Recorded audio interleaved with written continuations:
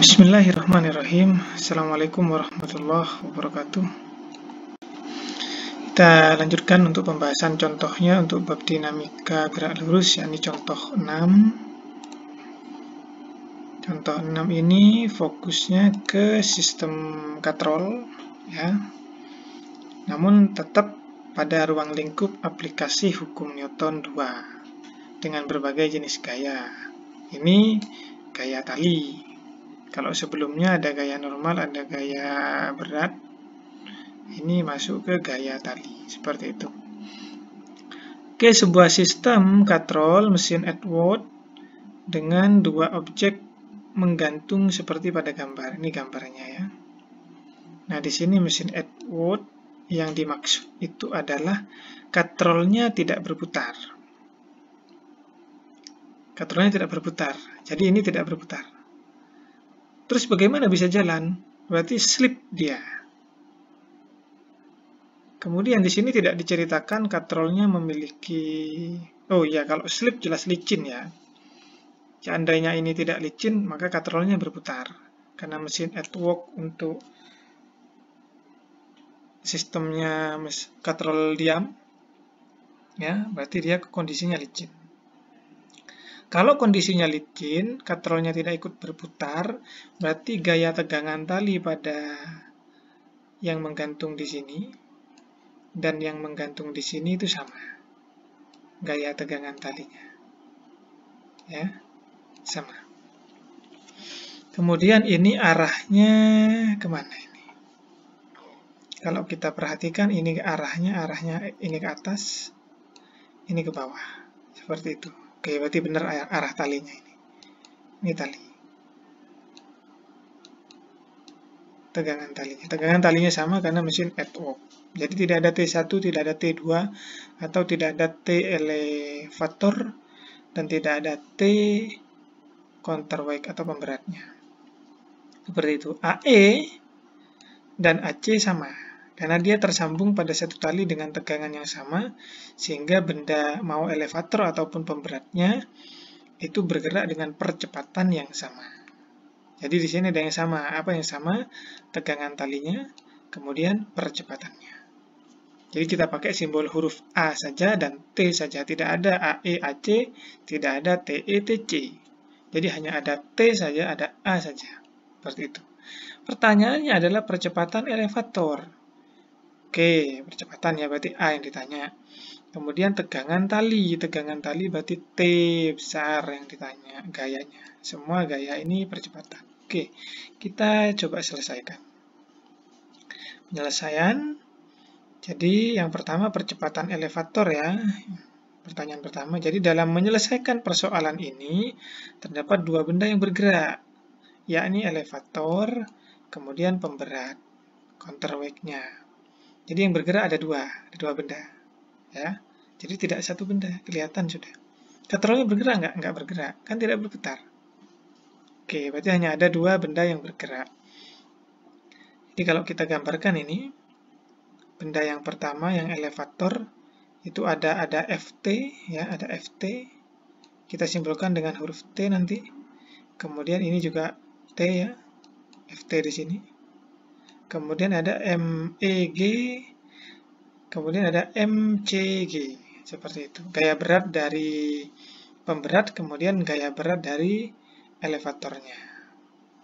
Ini kita bahas satu-satu pergerakannya. Kita mulai dari elevator. Elevator ini kan bergeraknya ke bawah, yang elevator. Jadi sigma F sama dengan M kali A, hukum Newtonnya masuk. Sigma F sama dengan M kali A. Ini berarti MEG dikurangi FT yang ke atas, ya, sama dengan MEA. Kenapa kok MGE? Karena arahnya geraknya ke bawah. Jadi kalau sistem yang sudah bergerak, kita tidak memperhatikan Cartesiusnya, tapi arah geraknya. Kalau diam, berarti kita bebas mendefinisikan. Biasanya umumnya mendefinisikannya menggunakan arah positif negatif dari Cartesius, sistem Cartesius. Ini geraknya ke bawah, maka yang arahnya ke bawah positif, yang arahnya ke atas negatif. Seperti ini rumusnya. Tinggal kita jadikan, masukkan FT-nya kita ganti huruf T. Kemudian kita jadikan T sama dengan, ketemu MEG dikurangi MEA. Ini kita anggap sebagai persamaan 1. Persamaan 1 didapat dari benda 1. Anggaplah benda satunya elevator. Kemudian kita lanjutkan untuk pemberatnya atau counterweight-nya dengan cara yang sama, sigma F sama dengan M kali A, kemudian FT dikurangi MCG karena dia bergerak ke atas, berarti ini positif, ini negatif. Ketemunya T sama dengan MCG plus MCA persamaan 2. Ya, persamaan 2. Jadi sudah didapat persamaan 1 oleh gerak elevator, kemudian persamaan 2 oleh gerak pemberat. Selanjutnya, untuk mendapatkan nilai A, kita bisa menggunakan cara dalam ilmu matematik, ada istilahnya eliminasi atau substitusi. Nah, umumnya digunakan metode substitusi dalam ilmu fisika itu. Jadi kita substitusikan persamaan 1 ke persamaan 2. Caranya, kita tulis dulu persamaan 2, karena kan kita mau memasukkan persamaan 1 ke persamaan 2, berarti persamaan 2 yang ditulis. Kemudian, nah ini persamaan 1, ini ada T, ini ada T. T persamaan satunya ini kita masukkan ke sini. Begitu, MEG min EA, MEG min MEA, nah, diganti T-nya kan. Nih, seperti itu. Baru setelah itu kita kumpulkan yang A dengan yang A, yang ada A-nya ya, yang ada G-nya dengan yang ada G-nya. Jadi ini pindah jadi minus, ini pindah jadi plus. Kemudian G-nya ini dibuka, dikurung, dibuat kurung. Jadi ini tinggal jadikan A sama dengan. Ini kan? Jadi ini pindah ruas, jadi pembagian. Ini kan sudah jadi A sama dengan, yang dicarikan percepatan. Nah, ini sudah angkanya ada semua, tinggal kita tulis lagi, tulis agar rapi, kita masukkan angkanya. 1150 dari soal ya. Kemudian 1000 juga dari soal. Nah, ketemunya 0,697674 meter per sekon kuadrat. Seperti itu. Cara mencari percepatan elevator yang terikat 2 tali pada sistem katrol mesin at work, katrol tetap, katrol diam. Benda yang bergerak ada 2. Kita urai satu-satu, elevatornya, kemudian pemberatnya, kemudian eliminasi atau substitusi dengan matematikanya, selanjutnya ketemu nilai A-nya. Ini kalau dicari tegangan talinya bisa menggunakan rumus ini sebenarnya dengan mensubstitusikan nilai A-nya. Oke, kita bahas untuk tegangan tali. Ini karena A-nya sudah ada ya, A-nya kan sudah ada.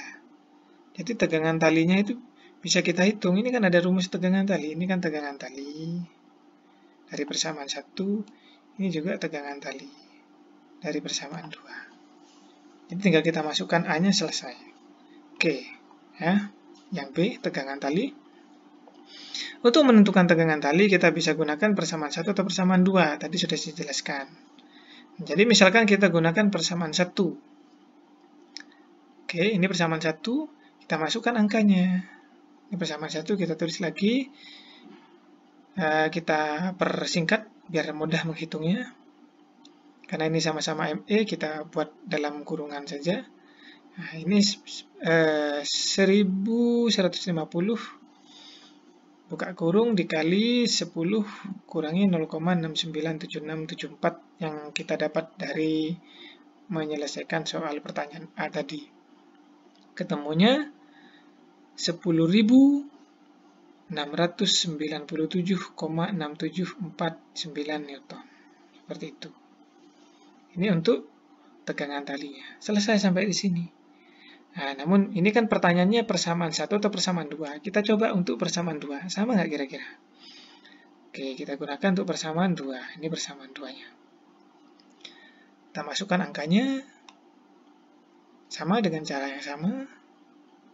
Ini plus ya, 1000. ketemunya 10.697,674. Sama, persis. Ya, belakang komanya tidak sama.